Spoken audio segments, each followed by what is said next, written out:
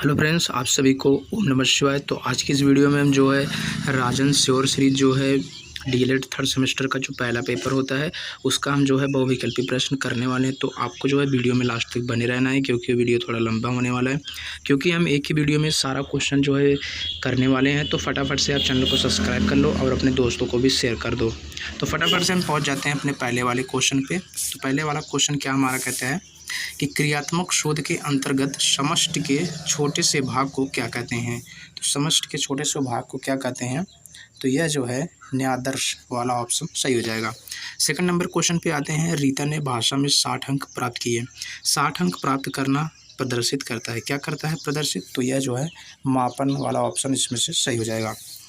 Third question पे आते हैं। तो मूल्यांकन के कितने पक्ष होते हैं। तो मूल्यांकन के पूरे 4 पक्ष होते हैं। ये जो है वो मोस्ट इंपॉर्टेंट क्वेश्चन है, क्योंकि यह जो है कई बार क्वेश्चन जो है आपके पेपर में आ चुका है। तो हम आ जाते हैं क्वेश्चन नंबर 4 पे। तो 4 नंबर हमारा क्वेश्चन कहता है कि दिल्ली का लाल किला किसने बनवाया था। यह किस प्रकार का प्रश्न है। तो यह एक जो है स्मृति संबंधित प्रश्न है। तो आपको स्मृति वाले संबंधित ऑप्शन पे लगा लेना है। दोस्तों, आप सभी को जो है इस वीडियो में बने रहना है, और साथ ही जो है जितने भी क्वेश्चन करा रहा हूँ सभी क्वेश्चन को आपको जो है याद करते चलने हैं। अब हम आ जाते हैं अपने 5 वाले क्वेश्चन पे। सतत एवं व्यापक मूल्यांकन का आरंभ कब हुआ था। तो यह जो है 2009 के अंदर जो है इसका मूल्यांकन शुरू हुआ था। चर के प्रकार बताइए। चर के कितने प्रकार होते हैं। तो चर के जो है 2 प्रकार होते हैं, एक होता है सतत, दूसरा जो होता है असतत। तो यह जो है स वाला ऑप्शन इसमें से सही हो जाएगा। अब हम आ जाते हैं अपने 7वें नंबर क्वेश्चन पे। सर्वाधिक अभियान को क्रियान्वयन करने में सहायक है, क्या सहायक है। तो इसमें जो है क्रियात्मक शोध जो है क्रियान्वयन करने में सर्वाधिक अभियान को सहायक है। छात्रों के प्रारंभिक ज्ञान का मूल्यांकन किया जाता है। छात्रों का प्रारंभिक मूल्यांकन कहाँ किया जाता है, तो यह रचनात्मक मूल्यांकन के अंदर जो है किया जाता है। नील मुद्रण का निर्माण आवश्यक है। नील मुद्रण का आवश्यक कहाँ पे होता है, तो नील का जो आवश्यक होता है वह प्रश्न पत्र निर्माण करने में उसका जो है प्रयोग किया जाता है। अब हम आ जाते हैं अपने 10 नंबर क्वेश्चन पे। यह प्रत्येक वस्तु जो जरा भी सत्ता रखती है, किसी न किसी परिणाम में सत्ता रखती है, मापने योग्य है। तो यह किसने कहा था, तो यह जो है थॉर्नडाइक ने कहा था। तो थॉर्नडाइक वाला ऑप्शन सही हो जाएगा। अब हम आ जाते हैं अपने 11 नंबर क्वेश्चन पे। तो फटाफट से सभी भाई जो है चैनल को सब्सक्राइब करते जाएंगे और अपने दोस्तों को भी शेयर करते जाएंगे। जब कोई व्यक्ति परंपरागत तौर तरीके से हटकर नए ढंग से कार्य करता है तो क्या कहलाता है। तो यह जो है नवाचार के अंदर आता है। ये नवाचार एक ऐसा विचार है जिसकी प्रतीति व्यक्ति नवीन विचार के रूप में करे। यह कथन किसका है, तो यह जो है आ वाला ऑप्शन सही हो जाएगा। E.M. रोजार्स ने यह जो है कथन दिया था। अब हम आ जाते हैं अपने 13 नंबर क्वेश्चन पे। 13 नंबर क्वेश्चन हमारा क्या कहता है, तो 13 नंबर हमारा क्वेश्चन कहता है कि नवाचार एक ऐसा विचार है, व्यवहार है अथवा वस्तु है जो नवीन और वर्तमान स्वरूप से गुणात्मक दृष्टि से भिन्न है। यह कथन किसका है, तो यह कथन जो है वारेंट का है। अब आ जाते हैं अपने 14 नंबर क्वेश्चन पे। शैक्षिक नवाचार की आवश्यकताओं को व्यक्त किया जा सकता है, कैसे किया जा सकता है, तो यह जो है वैज्ञानिक एवं तकनीक ज्ञान का प्रसार करके। मौखिक परीक्षा किसने प्रारंभ की थी, तो जो मौखिक परीक्षा है आप सभी को पता होना चाहिए कि यह जो है मौखिक परीक्षा ग्लेडाइट्स ने जो है इसको किया था। हम आ जाते हैं अपने 16 नंबर क्वेश्चन पे। तो शैक्षिक क्षेत्र में क्रियान्वयन अनुसंधान का प्रयोग किया गया था। तो किसने किया था, स्टीफन M. कोरे ने जो है यह किया था। 17 नंबर क्वेश्चन क्या कहता है हमारा, कार्य क्षेत्र से संबंधित समस्या के कारणों को जानने व समस्या हेतु किया जाने वाला शोध क्या कहलाता है। तो यह जो है क्रियात्मक शोध के अंतर्गत आता है। शैक्षिक उद्देश्य के अनुसार प्रश्नों के पक्ष होते हैं, कैसा पक्ष होता है, कितने पक्ष होते हैं, तो 4 पक्ष होते हैं। छात्रों के प्रारंभिक ज्ञान का मूल्यांकन किया जाता है। छात्रों का जो प्रारंभिक ज्ञान होता है उसका मूल्यांकन कहाँ किया जाता है, तो सबसे पहले उनका मूल्यांकन जो है मौखिक मूल्यांकन के अंदर किया जाता है। हम जाते हैं अपने 20 नंबर क्वेश्चन पे। तो मूल्यांकन एक निरंतर चलने वाली प्रक्रिया है, यह किसने कहा था, तो यह NCERT का कहना है कि। 21 नंबर क्वेश्चन कहता है कि किसका संबंध मूल्यांकन के संज्ञानात्मक पक्ष से है। संज्ञानात्मक पक्ष का संबंध किससे है, समझ से है। उपचारात्मक शिक्षण में प्रयुक्त रूप से चयन किया जाता है, किसका चयन किया जाता है, तो यह जो है शिक्षण एवं नीति एवं युक्तियों का किया जाता है। प्रार्थना स्थल की गतिविधियों में मुख्य नवाचार है, क्या नवाचार है, आवश्यक दोनों, तो इसमें ड्रम और संगीत दोनों हो जाएगा। 24 नंबर क्वेश्चन हमारा कहता है कि रेड क्रॉस सोसाइटी किससे संबंधित है, या नहीं, रेड क्रॉस सोसाइटी का उद्देश्य नहीं है, तो क्या नहीं है, परीक्षाओं को तैयार करना, इसका संबंध जो है नहीं है, ये द वाला ऑप्शन सही हो जाएगा। मापन का सामान्य सिद्धांत संबंधित है, मापन का सामान्य सिद्धांत तो भैया गणित से ही संबंधित है, क्योंकि आप सभी जानते हैं ब्लूम टेक्सोनॉमी विकसित हुई थी, यह जो है 1956 के अंदर शुरू हुई थी। मूल्यांकन होता है, मूल्यांकन कैसे होता है, केवल मात्रात्मक केवल मात्रात्मक, तो यह दोनों के अंदर होता है, मात्रात्मक और गुणात्मक दोनों होता है। मूल्यांकन प्रक्रिया के सोपान है, तो मूल्यांकन प्रक्रिया के सोपान कौन से हैं, तो यह जो है सभी ऑप्शन इसमें से सही हो जाएगा। मूल्यांकन वह प्रक्रिया है जिसके द्वारा शिक्षक एवं छात्र यह निर्णय करते हैं कि शिक्षक लक्ष्यों को प्राप्त किया जा रहा है या नहीं। यह किसने कहा था, यह जो है मेरे हिसाब से क्रोनबेक वाला ऑप्शन सही हो जाएगा। प्रायोगिक मूल्यांकन होता है, प्रायोगिक मूल्यांकन कहाँ पे होता है, विज्ञान में प्रायोगिक होता है, भूगोल में होता है और कृषि विज्ञान में प्रायोगिक कार्य किए जाते हैं, तो उसी से संबंधित ये प्रश्न पूछ रहा है। हम आ जाते हैं अपने 31 नंबर क्वेश्चन पे, शिक्षण अधिगम प्रक्रिया में नवाचार हैं, क्या नवाचार है, तो ये सभी जो है नवाचार के हैं। ब्लूप्रिंट है, ब्लूप्रिंट क्या है, एक प्रश्न पत्र की आधारशिला है, यही वाला ऑप्शन इसमें जो है सही हो जाएगा। अपने 33 नंबर क्वेश्चन पे आ जाते हैं, क्रियात्मक शोध का मूल आधार क्या है, तो क्रियात्मक शोध का मूल आधार जो होता है समस्या भी और समाधान भी हमारा। बचाव निदान का उच्चतम स्तर है, बचाव निदान का उच्चतम स्तर है, यह किसने कहा था, रास ने कहा था। निम्नलिखित में किसका संबंध मूल्यांकन के भावात्मक पक्ष से होता है, तो यह रुचियों वाला ऑप्शन सही हो जाएगा। सतत और व्यापक मूल्यांकन की प्रक्रिया में मुख्यतः कितनी क्रियाएं होती हैं, तो टोटल 4 क्रियाएं होती है। 4 वाले ऑप्शन पे आप सभी को जो है क्लिक कर देना है। ये इसमें थोड़ा सा गलत है, 5 दिया है, पर 5 नहीं होता है, 4 होता है, मैंने देखा है क्वेश्चन में। अब हम आ जाते हैं अपने 37 नंबर क्वेश्चन पे, क्रियात्मक शोध का तात्पर्य उस प्रक्रिया से है जिसके द्वारा अभ्यासकर्ता अपने निर्णय एवं क्रियाओं का मार्गदर्शन, संशोधन तथा मूल्यांकन करने के लिए अपनी समस्याओं का वैज्ञानिक ढंग से अध्ययन करता है। यह कौन सा ऑप्शन सही हो जाता है, यह कोरे वाला ऑप्शन सही हो जाएगा। मापन होता है, मापन मात्रात्मक मूल्यांकन, तो ये सभी वाला ऑप्शन सही हो जाएगा इसमें से। व्यक्ति के सभी पक्षों का मूल्यांकन किया जाता है, व्यक्ति के सभी पक्षों का मूल्यांकन व्यापक मूल्यांकन द्वारा किया जाता है। इसमें तो एक दो क्वेश्चन गलत है, जो कि आप आंसर देख के मत समझना, जो गलत है मैंने उसको सही कर दिया है, आप जो है वो ऑप्शन से मत सही करना। ज्ञान बोध व अनुप्रयोग का संबंध मूल्यांकन के किस पक्ष से होता है, तो यह जो है संज्ञानात्मक पक्ष से होता है। सत्र के अंत में किया जाने वाला मूल्यांकन क्या कहलाता है, तो उसके वार्षिक मूल्यांकन कहते हैं, ये आप सभी को पता ही होगा। अब हम आ जाते हैं अपने जो है 42 नंबर क्वेश्चन पे। 42 नंबर हमारा क्वेश्चन क्या कहता है कि उत्तम परीक्षण की विशेषता नहीं है, उत्तम परीक्षण की विशेषता इसमें कठोरता नहीं है। छात्रों की रुचियों संवेगों एवं मनोवृत्तियों से संबंधित मूल्यांकन का पक्ष कहलाता है, क्या कहलाता है, तो भावात्मक वाला पक्ष सही हो जाएगा। छात्रों की त्रुटियों का ज्ञान होने पर उन्हें दूर करने के लिए किया जाने वाला शिक्षण क्या कहलाता है, तो उपचारात्मक शिक्षण के अंतर्गत आता है। अब आ जाता है अपने 45 नंबर क्वेश्चन पे। व्यापक मूल्यांकन द्वारा मूल्यांकन किया जाता है, व्यापक मूल्यांकन के द्वारा क्या किया जाता है, व्यक्तियों के सभी पक्षों को दूर करना। मूल्यांकन का संज्ञानात्मक पक्ष संबंधित है, किससे संबंधित है, ये सभी वाला ऑप्शन सही जाएगा। सतत मूल्यांकन क्या कहलाता है, सतत मूल्यांकन क्या कहलाता है, तो यह जो है थोड़ा सा ऊपर मुझे करना पड़ेगा, क्योंकि उपयुक्त सभी वाला ऑप्शन सही है इसमें, तो उपयुक्त सभी वाला ऑप्शन इसमें सही हो जाएगा। विज्ञान भूगोल तथा कृषि विषय होता है, कैसा विषय होता है, केवल सैद्धांतिक केवल महान, तो ये बा वाला ऑप्शन सही जाएगा, कि इसमें जो है थोड़ा गलत दिया है, तो आप उस पर मत जाइएगा। हम आ जाते हैं अपने 49 नंबर क्वेश्चन पे। उत्तम परीक्षण की विशेषता, उत्तम परीक्षण की विशेषता क्या है, तो उत्तम परीक्षण की विशेषता ये सभी है। रचनात्मक मूल्यांकन में किया जाता है, रचनात्मक मूल्यांकन में क्या किया जाता है, तो जो है रचनात्मक मूल्यांकन के अंदर जो है बच्चों के प्रारंभिक ज्ञान का मूल्यांकन किया जाता है। अब हम आ जाते हैं अपने 51 नंबर क्वेश्चन पे। तो भावात्मक पक्ष कहलाता है, भावात्मक पक्ष क्या कहलाता है, तो ये सभी वाला ऑप्शन सही हो जाएगा। ब्लूप्रिंट का संबंध किससे है, तो ब्लूप्रिंट का संबंध जो है वो प्रश्न पत्र निर्माण करने से संबंधित है। उपचारात्मक शिक्षण संबंधित है, उपचारात्मक शिक्षण किससे संबंधित है, तो उपचारात्मक शिक्षण जो होता है वो बच्चों की त्रुटियों को दूर करने में होता है।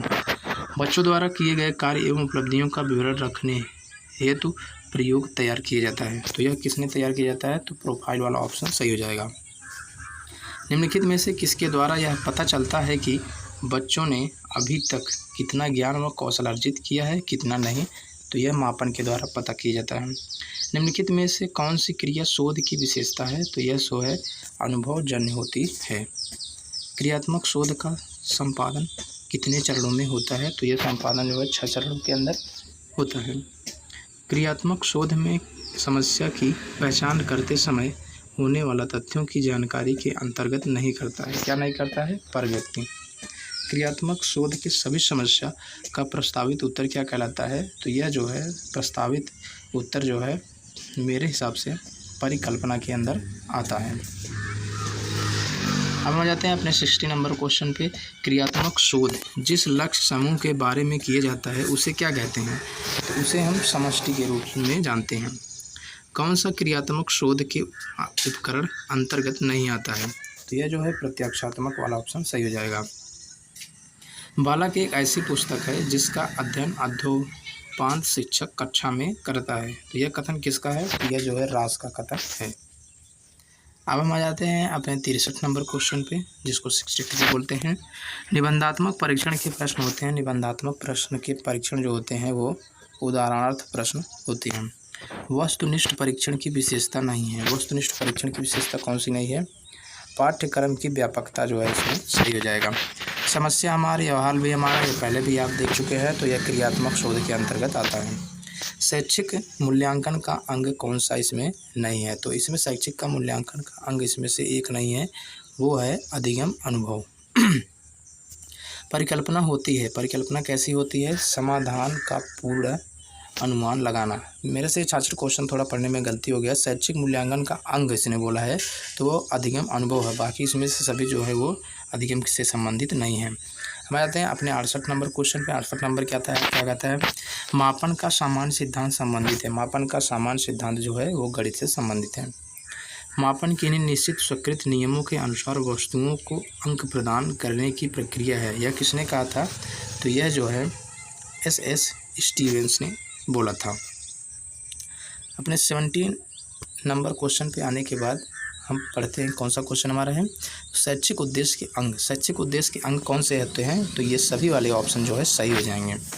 बालक के विभिन्न, ये सभी वाला ऑप्शन सही हो जाएगा।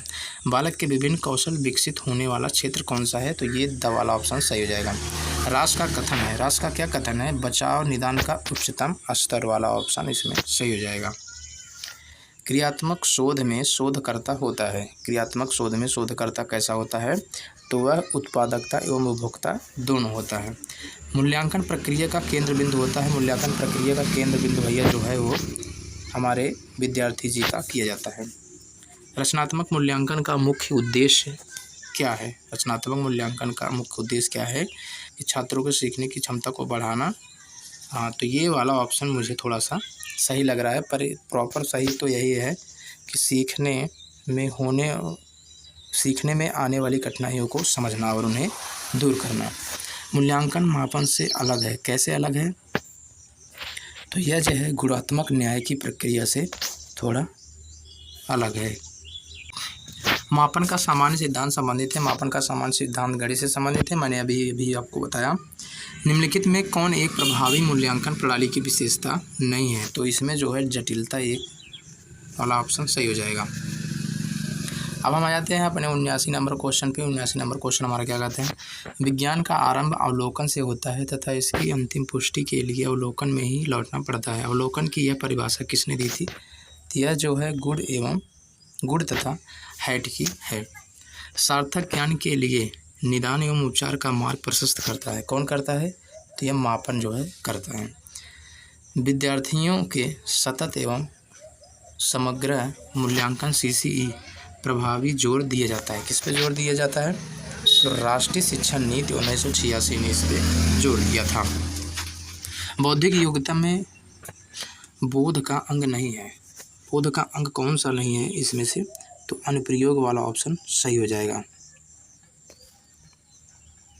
बच्चों के सीखने की प्रगति के वर्णन अभिलेख किस पर आधारित हैं? तो यह जो है अब लोकनवाल की तकनीक पर आधारित है।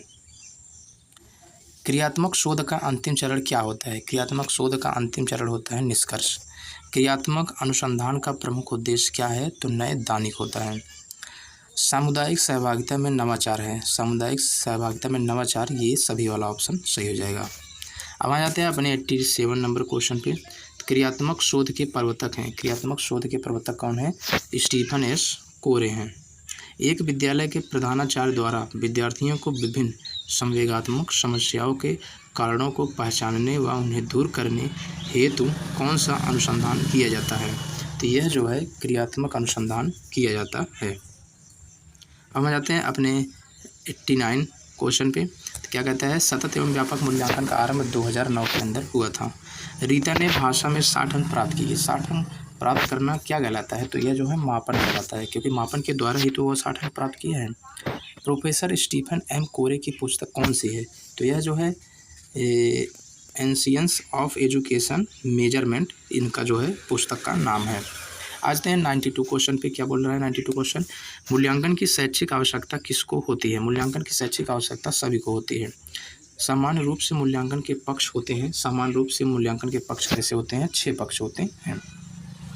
सतत मूल्यांकन से तात्पर्य होता है। सतत मूल्यांकन से क्या तात्पर्य होता है? सत्र के प्रारंभ से सत्र के अंत तक, ये वाला ऑप्शन जो है सही हो जाएगा।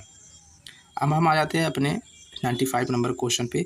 शैक्षिक शोध को सामान्यतः कितने वर्गों में बांटा गया है? तो यह जो है 6 वर्गों में टोटल बांटा गया है। तो ये 6 वर्गों, अरे यार थोड़ा सा मिस्टेक हो रहा है, कहाँ लग रहा है ये? तो 6 वर्गों में जो है बांटा गया है।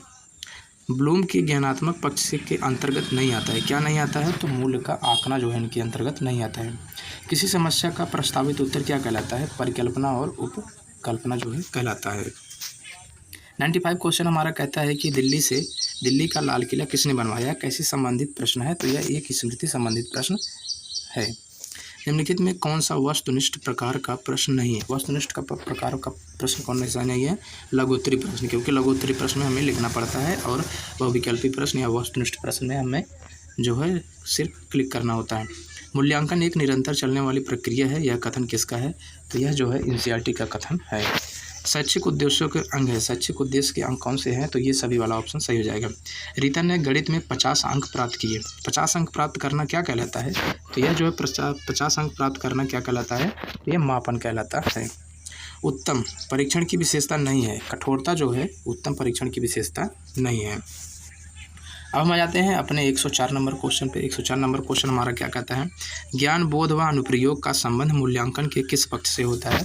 तो यह जो है संज्ञानात्मक पक्ष से होता है। मापन किसी निश्चित स्वीकृत नियमों के अनुसार वस्तुओं को अंक प्रदान करने की प्रक्रिया है। यह कथन किसका है? तो यह जो है MS स्टीवन का है। मूल्यांकन प्रक्रिया को सामान्यतः कितने भागों में बांटा गया है? तो यह 4 भागों में जो है बांटा गया है।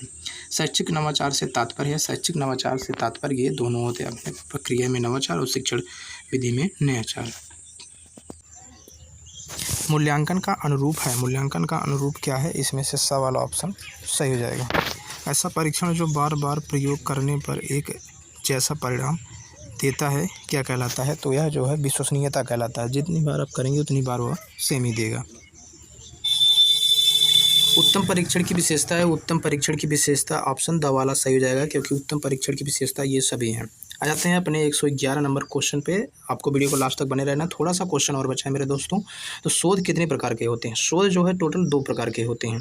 मूल्यांकन का पक्ष है। मूल्यांकन का पक्ष कौन सा है? ये सभी मूल्यांकन के पक्ष हैं। प्रश्न पत्र निर्माण की प्रक्रिया है। प्रश्न पत्र की निर्माण की प्रक्रिया जो है वो ब्लूप्रिंट की है। मूल्यांकन हेतु प्रश्नों के प्रकार हैं। मूल्यांकन के प्रश्नों के प्रकार कौन से हैं? तो ये सभी मूल्यांकन के प्रश्नों के प्रकार जो हैं तो ये सभी वाले ऑप्शन आपको टिक कर देना है। आपको दोस्तों ये वीडियो 2-3 बार देखना है। उसके बाद देख के आपको पेपर में आप जब जाएंगे पेपर देने तो हूबहू क्वेश्चन इसी में से आएगा, कोई बाहर क्वेश्चन नहीं जाएगा, क्योंकि राजन सीरीज जो है क्वेश्चन बनाते तो अच्छा क्वेश्चन बनाता है। तो हम आ जाते हैं 115 नंबर क्वेश्चन पे। क्या बोल रहे हैं? क्रियात्मक शोध के कितने चरण होते हैं? क्रियात्मक शोध के टोटल जो है वो 6 चरण होते हैं। परिकल्पना कितने प्रकार की होती है? तो परिकल्पना जो होती है वो 2 प्रकार से होती है। नवाचार क्या है? नवाचार जो है शिक्षा में नित्य नवीन परिवर्तन, मतलब शिक्षा में नए नए परिवर्तन लाना, जैसे प्रक्रिया उत्पादन और उन्हें नई नई विधियों का प्रयोग करना, ये नवाचार के अंदर आता है। शून्य परिकल्पना संबंधित है। शून्य परिकल्पना किससे संबंधित है? तो ये जो है इन दोनों से शून्य परिकल्पना संबंधित है। अब आ जाते हैं अपने क्रियात्मक शोध का प्रथम चरण क्या है। तो क्रियात्मक शोध का प्रथम चरण जो होता है वो समस्या को पहचानना होता है। न्यायादर्श का संबंध किससे है? न्यायादर्श का संबंध क्रियात्मक शोध से है। न्यायादर्श का शाब्दिक अर्थ क्या है? न्यायादर्श का शाब्दिक अर्थ होता है सैंपल या नमूना, जिसको बोलते हैं। संज्ञानात्मक पक्ष में आता है। संज्ञानात्मक पक्ष में क्या आता है? संज्ञानात्मक पक्ष में ये सभी आते हैं। तो सरकारी वाले ऑप्शन को आपको सही कर देना है। आ जाते हैं अपने 123 नंबर मतलब कि 123 क्वेश्चन पे आ जाते हैं। भावात्मक पक्ष का संबंध होता है। भावात्मक पक्ष का संबंध ये सभी से होता है। कौशलात्मक का दूसरा नाम क्या है? तो कौशलात्मक का दूसरा नाम होता है क्रियात्मक पक्ष। क्रियात्मक पक्ष के कितने स्तर होते हैं? क्रियात्मक पक्ष के 6 स्तर होते हैं। मैंने आपको कई बार इसी वीडियो में बताया है। जिस उद्देश्य का पूर्ति के लिए परीक्षण का निर्माण हुआ है वह उस उद्देश्य की पूर्ति करेगा। यह किसने बोला था? यह जो है वैधता के अंदर आता है, तो वैधता वाला ऑप्शन सही हो जाएगा। किसने मौखिक परीक्षण को महत्वपूर्ण स्थान दिया है? तो महत्वपूर्ण स्थान किसने दिया है? तो यह महत्वपूर्ण स्थान देने वाले हमारे जो हैं वो सुकरात जी हैं। मिचॉल स्कीवन ने सन 1967 में भूमिका पर चर्चा करते हुए इसे 2 भागों में विभाजित किया था। ये 2 भाग कौन कौन से हैं? तो ये दोनों है, रचनात्मक और योगात्मक और संरचनात्मक या रचनात्मक दोनों हैं। मापक मूल रूप से एक भाग के रूप में उस प्रक्रिया से संबंधित है जिसके द्वारा शिक्षक एक छात्र की किसी विशेषता को एक कम या अन्य संख्यात्मक मूल्य प्रदान करता है। ये किसका है? तो यह मैरिसन का है। अब हम जाते हैं अपने 130 क्वेश्चन पे, क्योंकि थोड़ा सा क्वेश्चन और बचा है गाइस, आपको वीडियो को लास्ट तक बने रहना है। मापन प्लस मूल्य निर्माण निर्णयन जिसको बोलते हैं, क्या होता है दोनों को मिला के? तो उसको बोलते हैं मूल्यांकन। किसका कथन है कि मापन मूल्यांकन का वह भाग है जो प्रतिशत, मात्रा, अंक, माध्यमान एवं औसत के रूप में व्यक्त किया जाता है। तो यह नेस्ले का कथन है। परिषदीय विद्यालयों में प्रथम सत्र परीक्षा कब होती है? प्रथम जो एग्ज़ाम होता है आपका वो अगस्त के अंदर होता है। तो ये अगस्त वाला ऑप्शन सही हो जाएगा। अब हम आ जाते हैं अपने 133वें नंबर क्वेश्चन पे। 2-4 क्वेश्चन और बचा है, तो आपको लास्ट तक बने रहना है। द्वितीय सत्र परीक्षा परिषदीय विद्यालयों में कब निर्धारित किया जाता है? द्वितीय जब होता है तो वह दिसंबर के अंदर होता है। निदान शब्द का प्रयोग किसके लिए किया जाता है? तो निदान का प्रयोग जो है केवल मापन के लिए किया जाता है। शैक्षिक नवाचार के अंतर्गत आते हैं। शैक्षिक नवाचार के अंतर्गत ये सभी आते हैं। मूल्यांकन के उद्देश्य है। मूल्यांकन के उद्देश्य कौन कौन से हैं? तो जो मूल्यांकन के उद्देश्य होते हैं तो ये सभी होते हैं। मूल्यांकन की विशेषता बताइए। मूल्यांकन की कौन सी विशेषता है? तो ये सभी वाली ऑप्शन सही हो जाएगा। अब हम आ जाते हैं अपने 2 क्वेश्चन और बचा है। ये 2 क्वेश्चन हम आपको करा देते हैं। उसके बाद अगर आप वीडियो में बताएंगे कि मुझे अति लघु उत्तरी का प्रश्न चाहिए, तो हम जो है एक सरल शब्दों में आपको लघु उत्तरी और अति लघु उत्तरी दोनों का प्रश्न कराएंगे। तो अगर आप ये जो है 500 व्यूज़ आ जाता है तो मैं लघु उत्तरी और अति लघु उत्तरी दोनों पर वीडियो बनाऊँगा और जो है सरल शब्दों में आपको समझाऊँगा। तो हम आ जाते हैं अपने 138 नंबर क्वेश्चन पे। तो हमारा 138 नंबर क्वेश्चन क्या कहता है? 138 नंबर क्वेश्चन कहता है कि बच्चों के सर्वांगीण विकास को शिक्षा विधियों ने 3H संकेत दिए हैं। इसमें H का मतलब क्या होता है? तो इसमें H का मतलब जो होता है हेड, हार्ट और हैंड होता है। ब्लूम के अनुसार शैक्षिक उद्देश्य का क्रम क्या है? शैक्षिक उद्देश्य का क्रम जो होता है ये सभी होता है। दोस्तों ये जो है हमने बहुविकल्पी प्रश्न राजन श्योर सीरीज जो आता है उसका जो पहला पेपर जो होता है जिसको बोलते हैं शैक्षिक मूल्यांकन एवं नवाचार, जो उसका पेपर होता है, मैंने उसका सारा बहुविकल्पी प्रश्न करा दिया है। अगर वीडियो आपको अच्छी लगी तो अपने दोस्तों को शेयर करना और चैनल को सब्सक्राइब कर लेना। अगर आप कमेंट में बताओगे कि भैया मुझे जो है अति लघु उत्तरी और लघु उत्तरी का क्वेश्चन चाहिए, तो हम जो है सरल शब्दों में आपको जो है वीडियो बनाकर आपको डाल देंगे और आप पढ़ के जाना, देख लेना। आपका अगर जो है 50 में से 45 क्वेश्चन ना आए तो बताना, लेकिन आपको ये वीडियो अच्छे देखना है और अच्छे से पढ़ाई करना है। तो आप देख लेना, सीरीज से ही आपका 90 क्वेश्चन आ जाएगा। आपको कोई बैच लेने की ज़रूरत नहीं है, क्योंकि बैच वाले सिर्फ पैसा कमाना चाहते हैं। तो चलो हम मिलते हैं नेक्स्ट वीडियो में, और अपने दोस्तों को सभी को ये जो है वीडियो भेज देना दोस्तों।